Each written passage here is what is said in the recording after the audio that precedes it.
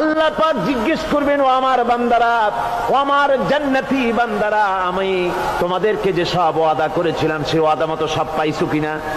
আমি ওয়াদা করেছিলাম আমার জন্য রাত জেগে যদি তাহাজ্জুদের নামাজ পড়ো, নামাজ রোজা হজ যাকাত যদি করো, আমার দিন কায়েমের জন্য যদি আন্দোলন করো, রক্ত যাও, আমার জন্য যদি কষ্ট করো, শহীদ হও, তাহলে আমি তোমাদেরকে জান্নাত দেব। যত ওয়াদা করছিলাম তা পেয়েছো কিনা?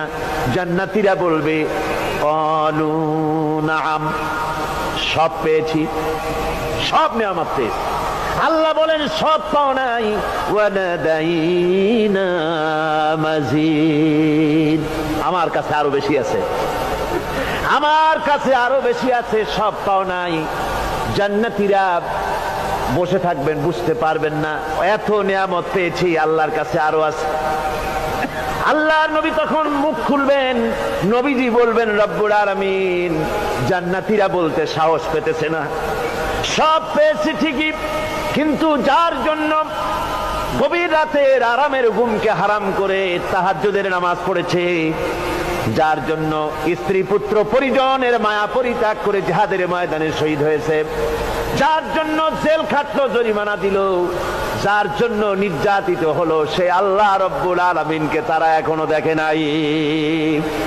আল্লাহ রব্বুল আলামিন বলবেন, আমি আমার বান্দার সে আরজ পুরা, সে আরজি পুরা করব। আল্লাহ রব্বুল আলামিন তার সামনের থেকে সমস্ত নূরের পর্দাগুলি সরে যাবে, রব্বুল আলামিন তার বান্দার দিকে, বান্দার সামনে জালুয়া আফরোজ হবেন।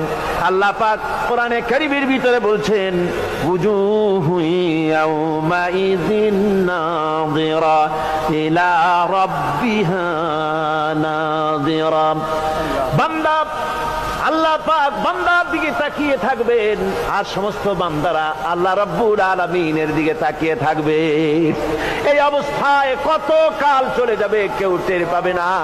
রব্বুল আলামিন জান্নাতের ভিতরে তোমার জান্নাতীরা যেদিন তোমাকে দেখবে, ওই দিন আমাদেরকেও জান্নাতে একটু জায়গা করে দিও আল্লাহ। আমরা যেন ওই জান্নাতের ভেতরে বসার জায়গা যদি না পাই, আমরা গুনাহগার মানুষ, জান্নাতের কোনো একটু জায়গায় ঠাঁই করে দিও যেন তোমারে দেখতে পাই। আয় আল্লাহ, তোমাকে দেখার তৌফিক আমাদের দিও, ধরে বলেন আমিন। হযরতে মাহবুবে রব্বানী কুতুবে সুবহানী শেখ মহিউদ্দিন আব্দুল কাদের জিলানী রাহমাতুল্লাহ আলাইহি, তিনি বলেছেন, মুনাজাত করতে গিয়ে আবেগে বলেছেন, রব্বুল আলামিন, তুমি যদি দয়া করে আমাকে জান্নাত দাও, আর তোমাকে যদি আমি না পাই, তুমি যদি আমার সঙ্গে দেখা না করো, আমারে যদি কথা না বলো, তাহলে এই জান্নাত আমার কোনো লাভ নাই।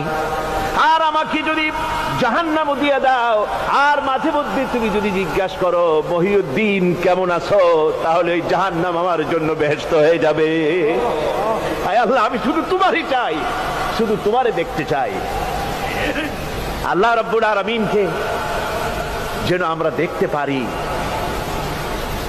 আল্লাহর সঙ্গে যেন দেখা করতে পারি।